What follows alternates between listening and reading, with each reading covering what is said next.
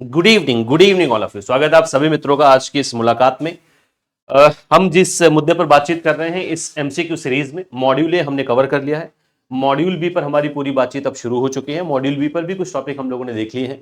Module B के जिस हिस्से को आज हम कवर करेंगे, जिस यूनिट को आज हम कवर करेंगे इस पर्टिकुलर एमसीक्यू सीरीज में, वो होगा आपका मनी सप्लाई और इन्फ्लेशन। इस पर हमारी पूरी बातचीत होने वाली है। इंपॉर्टेंट टॉपिक है। मनी सप्लाई से लास्ट ईयर भी क्वेश्चन पूछा गया था, 2024 में दोनों ही आपके उसमें क्वेश्चन पूछा गया था, दोनों पेपर में, मई जून वाला हो या अक्टूबर नवंबर का हो। इस बार भी आपका जो 4 मई को पेपर हुआ है 2025 में, वहां पर भी यहाँ से क्वेश्चन बने। बहुत इत्मीनान से आंसर करते चलिएगा, क्योंकि यहाँ से अमूमन जब क्वेश्चन बनते हैं और अगर आपने कॉन्सेप्ट पढ़ा नहीं है तो आंसर गलत होने की पूरी पॉसिबिलिटी होती है। तो देखते हैं आज की शाम का सबसे पहला सवाल क्या है, क्वेश्चन क्या है। मनी सप्लाई और इन्फ्लेशन पर हमारी बातचीत हो रही। तो सबसे पहला क्वेश्चन है वो है, consider the following statement about M1 money supply. देखिए, मनी सप्लाई को मेजर करने के लिए या मनी सप्लाई के एग्रीगेट को मेजर करने के लिए आपके पास जो 4 इक्वेशंस होते हैं उनमें M1, M2, M3 और M4 है। उनमें से M1 से क्वेश्चन पूछा गया है। एक क्वेश्चन अमूमन पूछा जाता है M1, M2, M3, M4 से, उसके जो इक्वेशन उनसे सवाल पूछा जाता है। लगभग वैसा ही सवाल यहाँ पर बनाया गया है। तो M1 में क्या क्या चीजें होंगी, M1 के बारे में सवाल पूछा जा रहा है। कुछ स्टेटमेंट दिए गए, अपने को इसमें से करेक्ट स्टेटमेंट का चुनाव करना है। स्टेटमेंट एक कह रहा है कि it includes currency with people, यानी अगर हम M1 की बात करें तो M1 में रखा जाता है वो करेंसी जो हमारे आपके पास है, जो लोगों के पास है। दूसरा स्टेटमेंट का है it includes net demand and time liabilities, यानी एनडीटीएल ऑफ बैंक। दूसरा इसमें इंक्लूड होता है जो बैंकों का एनडीटीएल होता है, वो भी हम M1 में कैलकुलेट करेंगे। तीसरा स्टेटमेंट कर रहा है it include demand deposit with the banking system, या बैंकिंग सिस्टम में जो डिमांड डिपॉजिट है उसको देखेंगे हम। देखिए, दूसरे स्टेटमेंट और तीसरे स्टेटमेंट में अंतर है। दूसरा स्टेटमेंट दोनों की बात कर रहा है, डिमांड लायबिलिटी और टाइम लायबिलिटी दोनों की बात कर रहा है, यानी ये कासा राफा दोनों की चर्चा कर रहा है। जबकि जो स्टेटमेंट थी वो केवल डिमांड डिपॉजिट की बात कर रहा है, यानी केवल करंट और सेविंग अकाउंट की बात कर रहा है। इसमें आरडी और एफडी की बात नहीं हो रही है। क्वेश्चन नंबर 4 कर रहा है it includes time deposit with, इसमें जो है टाइम डिपॉजिट विद बैंक्स जो है, यानी बैंकों के पास जो टाइम डिपॉजिट है, यानी जो राफा है, रिकरिंग और फिक्स्ड अकाउंट, उसको इंक्लूड किया जाता है। इनमें से कौन सा स्टेटमेंट करेक्ट है। ए कह रहा है केवल पहला और दूसरा, बी कह रहा है पहला और तीसरा, सी कह रहा है कि पहला, दूसरा और तीसरा, डी ऑप्शन कह रहा है कि पहला, तीसरा और चौथा स्टेटमेंट दुरुस्त स्टेटमेंट है। क्या होगा दुरुस्त आंसर भैया इस क्वेश्चन नंबर 1 के लिए? आराम से आंसर करिएगा, कोई माइनस मार्किंग है नहीं आपके पेपर में, इसलिए आपको एग्जामिनेशन हॉल में सारे के सारे क्वेश्चंस करने हैं। लेकिन इसका मतलब ये नहीं कि जल्दबाजी में हम क्वेश्चन करेंगे, माइनस मार्किंग नहीं तो कुछ भी हम आंसर कर दे। बहुत इत्मीनान से आंसर करिए। M1 के विषय में पूछा जा रहा है। चलिए तब तक आप इसका आंसर करते चलिए। मैं यहां पर M1 पूरा लिख दे रहा हूं। M1 में क्या है, क्लियर है? M1 is equal to currency with public, clear है? करेंसी विद पब्लिक, जो पैसा आपकी जेब में है, करेंसी विद पब्लिक, जो पैसा आपकी जेब में है वो रखा जाता है, plus demand deposit in bank में डीडी लिख दे रहा हूं, डिमांड डिपॉजिट समझ जाएगा। डिमांड डिपॉजिट विद बैंक्स, जो बैंकों के पास डिमांड डिपॉजिट है उनको हम कैलकुलेट करते हैं, plus other deposits with RBI, plus other deposits, plus other deposits with RBI, clear है? विद आरबीआई, ये है आपका पूरा M1। तो अगर M1 को लेंगे तो क्या क्या आ जाएगा? करेंसी विद पब्लिक इंक्लूड होगा, it includes demand and time liabilities, NDTL of banks बिल्कुल नहीं, इसमें केवल डिमांड लायबिलिटीज, सॉरी आपकी डिमांड लायबिलिटीज आती है, टाइम लायबिलिटीज नहीं आता है, तो केवल डिमांड डिपॉजिट होगा, ना कि पूरा एनडीटीएल। तो ये स्टेटमेंट गलत हो गया। तीसरा स्टेटमेंट कह रहा है कि इसमें डिमांड डिपॉजिट शामिल होगा, तो ये बिल्कुल शामिल होगा, यानी पहला तीसरा स्टेटमेंट शामिल होगा, और इसमें टाइम डिपॉजिट शामिल नहीं होता है, इसलिए चौथा भी इसमें शामिल नहीं होगा। तो आपके लिए जो सही आंसर बनेगा वो बनेगा केवल पहला और तीसरा। आप में से जिन्होंने भी बी आंसर किया क्वेश्चन नंबर 1 के लिए, बिल्कुल दुरुस्त आंसर किया, B option is the right option, clear है? इस इक्वेशन को देख लीजिएगा, क्यों बी आंसर है, ये आपको एकदम क्लियर हो जाएगा। दूसरे स्टेटमेंट पर आते हैं, क्वेश्चन नंबर 2 पर आते हैं भैया। क्वेश्चन नंबर 2 कह रहा है when RBI purchases government securities in the open market what will be the effect of on money supply. अगर reserve bank of India open market में गवर्नमेंट सिक्योरिटी को परचेज कर रहा है तो मनी सप्लाई पर क्या इंपैक्ट उसका पड़ने वाला है? मनी सप्लाई इंक्रीज हो जाएगी, या मनी सप्लाई डिक्रीज हो जाएगी, या मनी सप्लाई अनचेंज्ड होगा, उस पर कोई इंपैक्ट नहीं आएगा? Money supply decrease initially and then increase, या शुरुआत में तो मनी सप्लाई कम होगी लेकिन समय के साथ साथ वो इंक्रीज होती चली जाएगी? तो क्या होगा दुरुस्त आंसर? अगर आरबीआई परचेज कर रहा है गवर्नमेंट सिक्योरिटीज को, अगर आरबीआई मार्केट से गवर्नमेंट सिक्योरिटी को परचेज करेगा तो मनी सप्लाई पर क्या इंपैक्ट आने वाला है? बहुत इत्मीनान से इसका आंसर करिए, क्वेश्चन इंपॉर्टेंट है। क्वेश्चन इंपॉर्टेंट है भैया, बहुत आराम से इसका आंसर करिएगा, क्लियर है? मनी सप्लाई पर क्या इंपैक्ट पड़ेगा अगर आरबीआई गवर्नमेंट सिक्योरिटीज को परचेज करे? देखो भैया, गवर्नमेंट सिक्योरिटी को कौन परचेज कर रहा है? आरबीआई। आरबीआई परचेज कर रहा है, कहां से परचेज कर रहा है? यानी मार्केट से परचेज कर रहा है। ध्यान से समझते चलेगा। तो मार्केट से गवर्नमेंट सिक्योरिटी किसके पास जाएंगे? आरबीआई के पास, क्योंकि आरबीआई परचेज कर रहा है, वापस ले रहा है। अगर आरबीआई मार्केट से गवर्नमेंट सिक्योरिटी को परचेज करेगा तो जो परचेज करता है वो पेमेंट करेगा, यानी आरबीआई यहां पर क्या करेगा भैया? पे करेगा। आरबीआई क्या करेगा? पे करेगा, क्योंकि वो गवर्नमेंट सिक्योरिटी को क्या कर रहा है? परचेज कर रहा है। वो गवर्नमेंट सिक्योरिटी को परचेज कर रहा है, परचेज ऑफ गवर्नमेंट सिक्योरिटीज, जिसको हम जीसेक बोलते हैं। तो अगर आरबीआई गवर्नमेंट सिक्योरिटी को परचेज करेगा, यानी मार्केट से गवर्नमेंट सिक्योरिटी आरबीआई के पास जाएगी, तो आरबीआई पेमेंट करेगा, यानी जो पैसा है वो आरबीआई से मार्केट की तरफ जाएगा, जिससे मनी सप्लाई क्या होगा? जब पैसा बाजार के अंदर आएगा तो मार्केट में मनी सप्लाई क्या हो जाएगी भैया? इंक्रीज हो जाएगी। यानी ए ऑप्शन इस पर्टिकुलर क्वेश्चन के लिए बिल्कुल दुरुस्त आंसर है। आप में से जिन्होंने भी आंसर ए किया है, गाजे बाजे के साथ भैया एकदम मजेदार आंसर है। चलो क्वेश्चन नंबर 3 पर आते हैं। क्वेश्चन नंबर 3 हमसे क्या करे? ये कथन और कारण पर है, इत्मीनान से आंसर करिएगा। assertion कह रहा the higher the CRR imposed by RBI the lower will be the money multiplier. और असर्शन कह रहा है कि जितना ज्यादा सीआरआर आरबीआई इंपोज करेगा बैंकों के ऊपर कैश रिजर्व रेशियो, उतना ही मनी मल्टीप्लायर कम होगा। क्या होगा? उतना ही मनी मल्टीप्लायर कम होगा। रीजन इसका है, आर कह रहा है कि higher CRR reduce the lending capacity of banks restricting deposit expansion. जो सीआरआर अगर हाई किया जाएगा, बढ़ाया जाएगा, तो इससे जो बैंकों की लेंडिंग कैपेसिटी होती है वो कम हो जाती है। आरबीआई अगर सीआरआर बढ़ा देगा तो बैंकों की जो लेंडिंग कैपेसिटी है वो कम हो जाती है, वो रिड्यूस हो जाती है, जिससे उसका डिपॉजिट एक्सपेंशन क्या हो जाता है? रिस्ट्रिक्ट हो जाता है। यानी बैंकों के पास जो डिपॉजिट है उसका एक्सपेंशन वो मार्केट में नहीं कर पाता है। ए कह रहा both A and R are true and R is the correct explanation of A. दोनों स्टेटमेंट सही है और आर सही एक्सप्लेनेशन है ए का। बी कह रहा दोनों स्टेटमेंट सही स्टेटमेंट है, लेकिन आर सही तरीके से एक्सप्लेन नहीं कर रहा है ए को। सी कह रहा ए तो सही है लेकिन आर गलत है। डी कह रहा ए गलत है लेकिन आर सही है। क्या इत्मीनान से आंसर करिएगा। क्वेश्चन नंबर 3 पर क्या होगा दुरुस्त आंसर? मनी मल्टीप्लायर से ये क्वेश्चन बना हुआ है और मनी मल्टीप्लायर आपके इसी मनी सप्लाई वाले टॉपिक में ही है ना। मनी मल्टीप्लायर का मतलब क्या होता है भैया? मनी मल्टीप्लायर का मतलब होता है कि बैंक कितनी मात्रा में जो उसके पास बेस मनी आया, बहुत इतना समझिएगा, जो उसके पास बेस मनी आया है उसका कितना गुना वो और मनी मार्केट में क्रिएट कर पा रहा है। क्लियर है? तो मनी मल्टीप्लायर ये बताता है कि बैंकों की मार्केट में मनी क्रिएशन की कैपेबिलिटी कितनी है जो बेस मनी है उससे। मनी मल्टीप्लायर का जो फॉर्मूला होता है वो 1/LRR होता है ना। LRR का पूरा नाम होता है लीगल रिजर्व रेशियो, जिसमें सीआरआर एसएलआर रखा जाता है। अब जितना आरबीआई सीआरआर बढ़ाएगा उतना बैंकों को ज्यादा मेंटेन करना पड़ेगा, तो मार्केट में वो कम पैसा क्रिएट कर पाएगा, यानी उसकी जो मनी मल्टीप्लायर की कैपेसिटी है वो कम हो जाएगी, बिल्कुल वो रिड्यूस हो जाएगी। हाई सीआरआर बैंकों की लोन बांटने की क्षमता को नकारात्मक रूप से प्रभावित करता है, यानी उनकी लेंडिंग कैपेसिटी कम हो जाती है। दोनों स्टेटमेंट सही हैं और रीजन असर्शन को सही तरीके से एक्सप्लेन कर पा रहा है, इसलिए इस पर्टिकुलर क्वेश्चन पर जो दुरुस्त आंसर होगा वो होगा ए। आप में से जिन्होंने भी ए आंसर किया है बहुत दुरुस्त आंसर किया। क्लियर है? क्वेश्चन नंबर 4 पर आते हैं। In monetary economics which of the following best represents the velocity of money. इनमें से कौन सा स्टेटमेंट है मॉनेटरी इकोनॉमिक में जो वेलोसिटी ऑफ मनी को सही तरीके से रिप्रेजेंट कर पा रहा है? ठीक है, ऑप्शन ए कह रहा है the amount of money created by the central bank. वो अमाउंट ऑफ मनी जो सेंट्रल बैंक क्रिएट कर रहा है, या the total amount of money in circulation at a given time, या किसी एक निश्चित समय पर मार्केट के अंदर जो मनी सर्कुलेशन है उसकी कुल मात्रा। सी करा the interest rate set by the central bank to control inflation, या वो इंटरेस्ट रेट जो सेंट्रल बैंक कंट्रोल करता है, सेट करता है इन्फ्लेशन को, मुद्रास्फीति को कंट्रोल करने के लिए। डी कह रहा the number of times a unit of currency is used to purchase goods and services within a period of time, या नंबर ऑफ टाइम्स एक करेंसी कितने समय, कितनी बार, कितनी फ्रीक्वेंसी में मार्केट में गुड्स और सर्विसेज को खरीदने के लिए यूज की जा रही है। डी स्टेटमेंट समझ में आ रहा है कि कोई भी करेंसी की यूनिट मार्केट में कितनी बार, कितनी फ्रीक्वेंसी में गुड्स एंड सर्विसेज को परचेज करने में यूज किया जा रहा है, ये बताएगा velocity of money. Velocity of money के लिए क्या होगा दुरुस्त आंसर? क्वेश्चन नंबर 4 पर आपको ये आंसर करना है। क्लियर? वेलोसिटी का मतलब क्या होता है? गति। वेलोसिटी का मतलब फिजिक्स में क्या पढ़ते हैं? गति। किसकी गति की बात हो रही है? मनी की गति की बात हो रही है। यानी एक समय में बाजार के अंदर मुद्रा कितने हाथों को कितनी तेजी से परिवर्तित होकर जा रही, मैंने खर्चा किया, किसी और ने लिया, किसी और ने खर्चा किया, किसी और के पास वो चला गया, वो कितने हैंड्स को चेंज कर रही, इसको हम कहते हैं वेलोसिटी ऑफ मनी। और हैंड्स को जो है चेंज कब करेगा? जब वस्तुएं खरीदी और बेची जाएंगी। जितनी ज्यादा वस्तुएं खरीदी और बेची जाएंगी बाजार के अंदर, उतना ही ज्यादा मनी जो है अपने हैंड्स को चेंज करेगा, यानी उतनी ही ज्यादा वेलोसिटी ऑफ मनी होगी। मैंने आपको एक क्लू दे दिया है, अब आप आंसर कर सकते हैं वेलोसिटी ऑफ मनी से। मनी मल्टीप्लायर और वेलोसिटी ऑफ मनी, इन दोनों में से कोई एक पूछा जाएगा आपके अपकमिंग एग्जामिनेशन में, नवंबर वाले एग्जामिनेशन में। ठीक है जी? इतनी बात ठीक है जी। चले आगे बढ़े।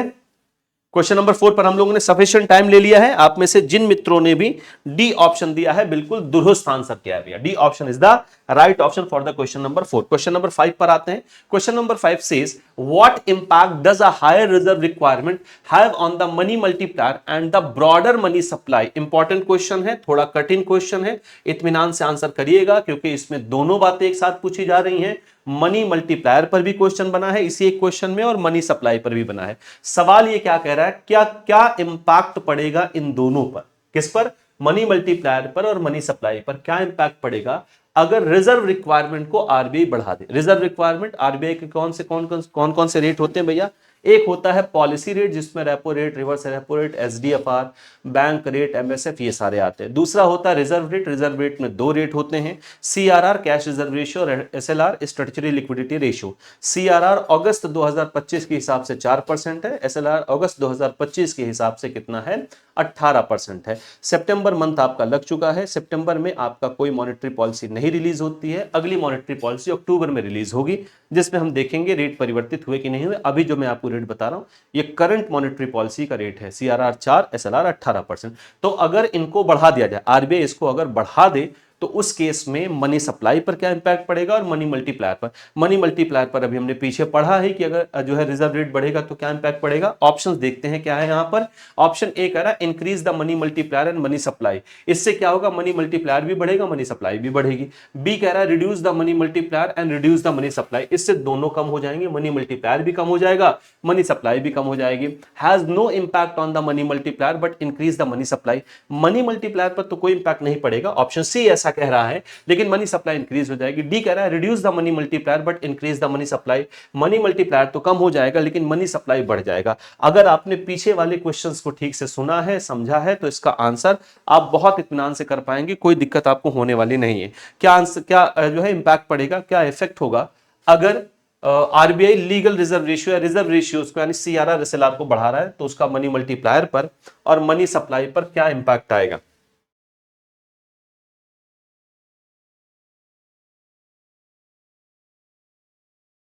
चले, सफिशिएंट समय हम लोगों ने ले लिया है, एक एक करके देखते चलते हैं। देखो भैया, अगर लीगल रिजर्व रेशियो या रिजर्व रेशियो बढ़ेगा तो मनी मल्टीप्लायर कम हो जाएगा क्योंकि बैंकों को आरबीआई के पास ज्यादा मेंटेन करना पड़ेगा सीआरआर के रूप में, अपने पास एसएलआर के रूप में ज्यादा मेंटेन करना पड़ेगा। जब बैंक इसको मेंटेन करेगा तो वो ज्यादा मार्केट में मनी क्रिएट नहीं कर पाएगा क्योंकि हायर रिजर्व रेशियो बैंकों की क्रेडिट क्रिएशन कैपेबिलिटी को कम कर देता है, तो मनी मल्टीप्लायर तो कम हो जाएगा। मनी सप्लाई पर क्या असर पड़ेगा भैया, मनी सप्लाई भी क्या होगी, कम होगी क्योंकि इससे बाजार में पैसा कम आ पाता है, इसलिए दोनों ही रिड्यूस होंगे। तो B option is the correct option for this particular question.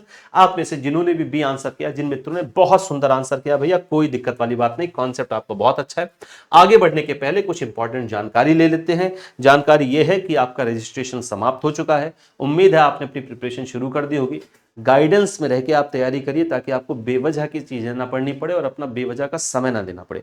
कम समय में सबसे बेहतरीन तैयारी आप कर पाए। मैं ये कतई नहीं कह रहा हूं कि आप हमारी ही गाइडेंस में रहें या हमसे ही जुड़े, जो आपको उचित लगे वो आप करें। हमारी गाइडेंस पाने के लिए अब आपके पास जो महापैक्स है उनकी जानकारी दे देता हूँ, जो सबसे बेहतरीन बैच है आपके लिए, और यहाँ से आपका पेपर बहुत आराम से क्लियर हो जाएगा। महापैक आपके लिए वन स्टॉप सोल्यूशन की तरह काम करता है, यानी अगर आप एक बार महापैक को सब्सक्राइब करते हैं तो लंबी वैलिडिटी आपको मिलती है। जितने रनिंग बैचेस होते हैं उन सबका एक्सेस मिलेगा, 15 से ज्यादा रनिंग बैचेस का एक्सेस मिलता है। जितने अपकमिंग पेड बैचेस होते हैं उनका एक्सेस आपको फ्री ऑफ कॉस्ट मिलता है, उनका एक्सक्लूसिव एक्सेस आपको मिलेगा। जैसे अभी जेआईबी के लिए हमने ऑफिसर्स बैच लॉन्च किया है, MCQ plus foundation batch launch किया है। आप में से जिनके पास महापैक है, उसकी वैलिडिटी अभी है, तो वो बैच उनको फ्री ऑफ कॉस्ट मिल गया, उनको कुछ भी उसमें परचेज करने की जरूरत नहीं है। तो महापैक इसलिए आपके लिए सबसे बेहतरीन बैच होता है। महापैक आपको 3 वैलिडिटी में मिलेगा, 1 ईयर, 2 ईयर और 6 मंथ की वैलिडिटी। ये 3 वैलिडिटी में से आप जो चाहें उस महापैक को आप सब्सक्राइब कर सकते हैं। दूसरा है आपके लिए जेआईबी सीआईबी का कंबाइंड महापैक। कंबाइंड महापैक क्या है, जेआईबी महापैक की जो फैसिलिटीज मैंने आपको बताई वो सारी इसमें मिलेंगी। सीआईबी की क्लासेस सारी की सारी आपको इसमें मिलेंगे, सारे रनिंग बैचेस, सारे upcoming batches, plus elective paper भी इस महापैक में आपको फ्री ऑफ कॉस्ट मिलेगा, वो अलग से नहीं लेना पड़ेगा आपको। इलेक्टिव पेपर सीआईबी में देना होता है, जेआईबी में आपके लिए कोई इलेक्टिव पेपर नहीं। सीआईबी में आपको ये एक अतिरिक्त पेपर देना होता है। जैसे आप अपनी सीआईबी की तैयारी, जेआईबी की तैयारी कंप्लीट करिए, पेपर पास करिए, सीआईबी की तैयारी आप इसी महापैक से कर सकते हैं, आपको कुछ भी अलग से परचेज करने की जरूरत नहीं होती है। तो जेआईबी सीआईबी का जो कंबाइंड महापैक है ये भी 2 वैलिडिटी में आपके पास है, 1 ईयर और 2 ईयर के सब्सक्रिप्शन में। इनके अलावा जो और इंपॉर्टेंट बात है वो ये है बाबू कि आपके इस नवंबर एग्जामिनेशन को टारगेट करते हुए दो बहुत इंपॉर्टेंट बैच लॉन्च कर दिए गए हैं। ये दोनों बैच अपने आप में बहुत इंपॉर्टेंट है, दोनों ही आपके पेपर को क्लियर कराने की काबिलियत रखते हैं। सबसे पहला है foundation batch, officer GIB foundation, November 2025 को ये टारगेट कर रहा है। फाउंडेशन बैच में आपको हमारी सारी की सारी फाउंडेशन की क्लासेस मिलेंगी, सारी थ्योरी की विधिवत क्लासेस मिलेंगी चारों ही सब्जेक्ट पर। दूसरा बैच है जेआईबी एमसीक्यू बैच। अब फाउंडेशन बैच और एमसीक्यू बैच में अंतर क्या है, इसकी प्राइस थोड़ी सी ज्यादा क्यों है इससे 500 रुपए, क्योंकि इसमें आपको एमसीक्यू की भी सारी क्लासेस मिलेंगी, इसमें सिर्फ फाउंडेशन की क्लासेस मिलेंगी, एमसीक्यू की नहीं, लेकिन इसमें आपको JIB MCQ plus foundation batch में एमसीक्यू की भी सारी क्लासेस मिलेंगी, साथ ही साथ थ्योरी वाली यानी फाउंडेशन वाली सारी क्लासेस इसमें फ्री ऑफ कॉस्ट आपको मिलती हैं, इसलिए इसकी फीस थोड़ी सी ज्यादा है, जिसमें आपको दोनों फैसिलिटीज मिल जाती हैं। तो ये आपके लिए इंपॉर्टेंट है, अगर आप महापैक लेते हैं तो ये दोनों बैच आपको अलग से परचेज नहीं करना पड़ेगा, ये उसमें फ्री ऑफ कॉस्ट आपको दिया जा रहा है। चलिए क्वेश्चन नंबर 6 की तरफ बढ़ते हैं। If people suddenly start holding more cash and reduce there spending, अगर लोगों ने, जनता ने क्या कर दिया भैया कि कैश अपने पास रखना, अपने पास रोक कर रखना ज्यादा शुरू कर दिया स्पेंडिंग करने के बजाय, तो मार्केट में ज्यादा खर्चा नहीं कर रहे हैं बल्कि कैश अपने पास रोक के रखना शुरू कर दिया। What is the expected effect on the velocity of money and inflation, तो क्या इंपैक्ट पड़ेगा वेलोसिटी ऑफ मनी और इन्फ्लेशन पर, अज्यूमिंग कांस्टेंट मनी सप्लाई, जबकि हम ये अज्यूम कर रहे हैं कि मनी सप्लाई कांस्टेंट है, मतलब मनी सप्लाई बाजार में ना बढ़ी है ना कम हुई है, बस जो पैसा लोगों के पास था लोगों ने उसको अपने पास रोक के रखना शुरू कर दिया, ना कि वो बाजार में ज्यादा उसको खर्चा कर रहे हैं। तो वेलोसिटी ऑफ मनी पर और इन्फ्लेशन पर क्या इंपैक्ट पड़ेगा, वेलोसिटी इंक्रीज होगी लेकिन इन्फ्लेशन भी बढ़ेगा। बी करा वेलोसिटी डिक्रीज होगी लेकिन इन्फ्लेशन बढ़ेगा। सी करा वेलोसिटी इंक्रीज होगी लेकिन इन्फ्लेशन कम होगा। डी करा वेलोसिटी भी डिक्रीज होगी और इन्फ्लेशन भी कम होगा। क्या होगा दुरुस्त आंसर, इन्फ्लेशन का एक कारण बाजार में मनी सप्लाई का बढ़ना भी है। क्वेश्चन नंबर 6 पर आंसर करिए भैया।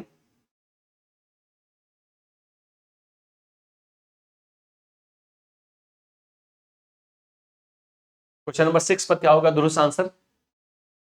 क्वेश्चन नंबर 6, देखिए जब लोग अपने पास पैसा रोक रहे हैं, वो खर्चा नहीं कर रहे हैं, तो क्या पैसा खर्चा होने की फ्रीक्वेंसी बढ़ रही है, तो आंसर है कम हो जाएगा। वेलोसिटी ऑफ मनी ही ये कहता है कि कितनी तेजी से पैसा एक दूसरे के हाथों को, हैंड्स को कितनी तेजी से चेंज करा है, यानी कितनी फ्रीक्वेंसी में गुड्स और सर्विसेज बेची और खरीदी जा रही। तो अगर स्पेंडिंग कम होगा तो वेलोसिटी ऑफ मनी कम हो जाएगा, स्पेंडिंग कम होगा तो मार्केट में पैसा कम जाएगा, पैसा कम जाएगा तो मनी फ्लो कम होगा, मनी फ्लो कम होगा तो इन्फ्लेशन भी कम होगा, यानी वेलोसिटी भी डिक्रीज होगी और इन्फ्लेशन भी कम होगा। तो डी ऑप्शन आप में से जिन्होंने भी दिया है बहुत सुंदर, बहुत दुरुस्त आंसर किया भैया। क्वेश्चन नंबर 7 पर आते हैं। क्वेश्चन नंबर 7 कह रहा है select the correct statement about the consumer price index CPI. इस पर बढ़ने के पहले आपको मैं बता दूं सीपीआई और डब्ल्यूपीआई यहां पर क्यों पूछा जा रहा है। सीपीआई डब्ल्यूपीआई इस बार के एग्जामिनेशन में क्वेश्चन बने थे। जब हम इन्फ्लेशन को मेजर करते हैं तो उन्हें बास्केट ऑफ जो है कमोडिटीज की वैल्यू से मेजर करते हैं। ये बास्केट ऑफ कमोडिटीज है दो, डब्ल्यूपीआई होलसेल प्राइस इंडेक्स और सीपीआई कंज्यूमर प्राइस इंडेक्स। इन्हीं दोनों के माध्यम से हम इन्फ्लेशन को मेजर करते हैं। कंज्यूमर प्राइस इंडेक्स यानी उपभोक्ता मूल्य सूचकांक पर यह सवाल पूछा गया है। स्टेटमेंट यहां पर 4 है, जो सही है आपको वो चुनना है। सीपीआई एक प्राइस इंडेक्स होता है that measures the changes in the price in the sale of goods and services in retail. CPI क्या है भैया, एक प्राइस इंडेक्स होता है जो गुड्स और सर्विसेज की प्राइस को मेजर करता है रिटेल लेवल पर, है ना। जब वो कंज्यूमर के पास जाता है रिटेल लेवल पर उसको मेजर करता है। There are 4 measure in CPI, 4 measures होते हैं सीपीआई में। There are 48 articles in the rural basket and 46 articles 460 articles in the urban basket. तो 448 आर्टिकल्स होते हैं इसके रूरल बास्केट में और 460 आर्टिकल्स होते हैं इसके अर्बन बास्केट में। सारे के सारे स्टेटमेंट सही हैं सीपीआई को लेकर। फोर्थ स्टेटमेंट ये कह रहा है, आंसर करिए भैया। सीपीआई में पहले तो खैर 4 हुआ करते थे, इसलिए अभी अगर हम इनके ऑप्शंस को देखेंगे तो आपका जो ऑप्शन बी है वो सही है, लेकिन अब जो आपका सीपीआई है वो 2 ही निकाला जाता है अब, क्योंकि अब सीपीआई कंबाइंड निकाला जाता है। बेसिकली अर्बन और रूरल को मिला के कंबाइंड निकाला जाता है। तो ये अर्बन और रूरल का कंबाइंड ही वस्तुओं की संख्या लिखी हुई है यहाँ पर, जबकि डब्ल्यूपीआई में अब 697 वस्तुएं हो गई हैं। सीपीआई का जो बेस ईयर है आपका वो 2012 है, क्लियर इतनी बात। और 11-12 है आपका डब्ल्यूपीआई का, जो पहले 4-5 हुआ करता था wholesale price index. Wholesale price index भैया वस्तुओं की कीमतों में होने वाले परिवर्तन को मेजर करता है प्रोडक्शन के लेवल पर, फैक्ट्री के लेवल पर, जब वस्तु होलसेल में खरीदी जाती है।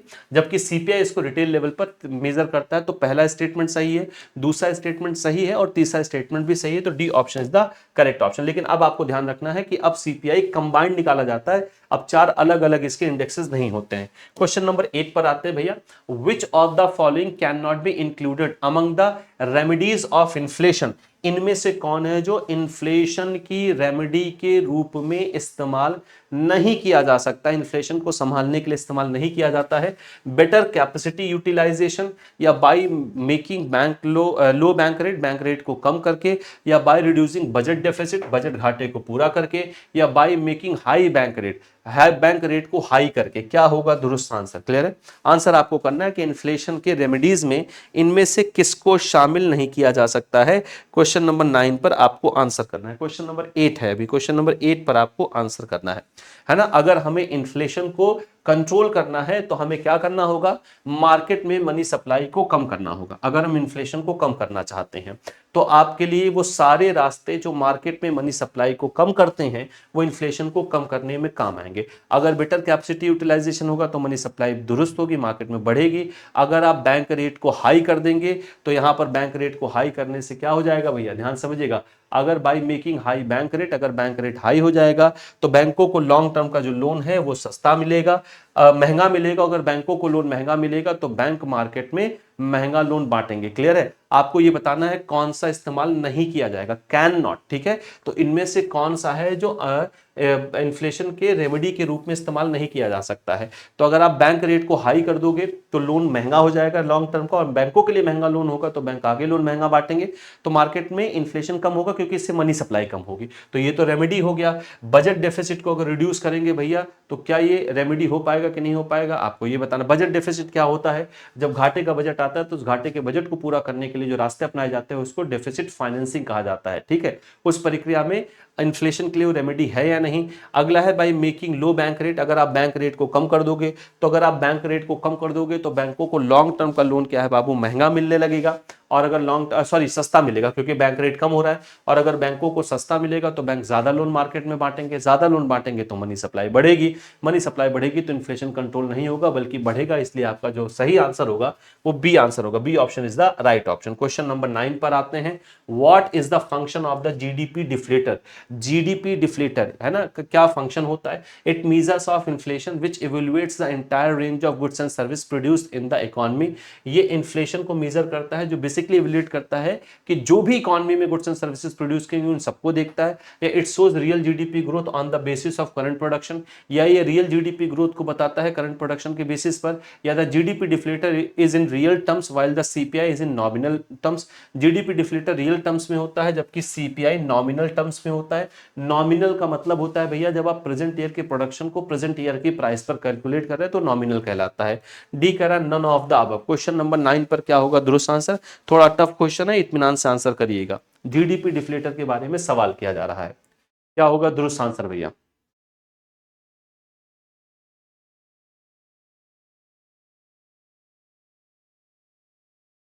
आंसर करिए।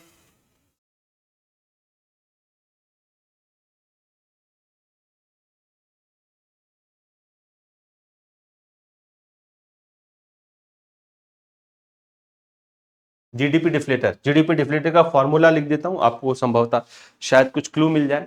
GDP deflator is equal to, inflation को मेजर करने के लिए इसको भी यूज करते हैं, जीडीपी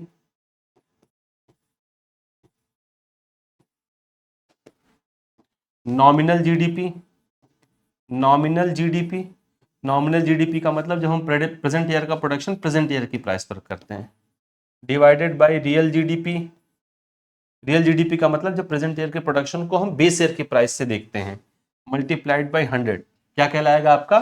जीडीपी डिफ्लेटर। तो जीडीपी डिफ्लेटर बेसिकली निकालता है, एवल्यूएट करता है entire range of goods and services को जो एक इकोनॉमी में प्रोड्यूस की गई है। ठीक है जी, तो A option is the correct option for this particular question. Question number 10 पर आते हैं। क्वेश्चन नंबर 10 क्या कर रहा है? 9 क्वेश्चन थे वास्तव में आज हमारे पास, 10वां क्वेश्चन नहीं था। तो आज हम लोगों ने जो कवर किया है टॉपिक वो है आपका मनी सप्लाई और इन्फ्लेशन। इस पर पूरी बात हुई, इंपॉर्टेंट टॉपिक है, ठीक से इसको पढ़ते चलिएगा। दूसरा, सारे बैचेस की जानकारी आपको मैंने दे दी। एक और फाउंडेशन बैच आपके लिए है, फाउंडेशन 2.0। ये भी कंप्लीट थ्योरी का बैच है, नवंबर को टारगेट करा है। अगर आप में से किसी का सिंगल सब्जेक्ट ही रुका है, मतलब कोई एक सब्जेक्ट किसी वजह से रुक गया है, तो आप सिंगल सब्जेक्ट को भी सब्सक्राइब कर सकते हैं। ये ऑप्शन भी आपके पास दुरुस्त है, ये भी ऑप्शन आपके पास मौजूद है। केवल 799 में आप सिंगल सब्जेक्ट ले सकते हैं।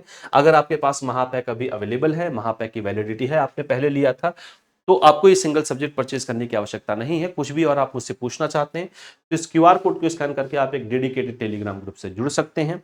इस ग्रुप में आपके सारे सवालों का जवाब मिलता है, चाहे वो परीक्षा को लेकर हो, पेपर के पैटर्न को लेकर हो, इस Indian economy, Indian financial system, इस पर्टिकुलर पेपर को लेकर कोई सवाल हो, ये सारी सुविधाएं आपको यहाँ पर मिलती है और सारे सवालों का जवाब भी हम लोग बातचीत करके देते हैं। या आप इस क्यूआर कोड को स्कैन कर सकते हैं, या आपके पास रास्ता है कि आप इसे सर्च करें टेलीग्राम पर आशीष सर जेआईबी सेबी एग्जाम्स, आप इस माध्यम से भी मुझसे जुड़ सकते हैं। तो आज के लिए इतनी ही चर्चा रखते हैं, कल आपसे वापस मुलाकात होगी मॉड्यूल बी के अगले हिस्से पर बातचीत करने के लिए। आज के लिए इतना ही, बहुत बहुत धन्यवाद।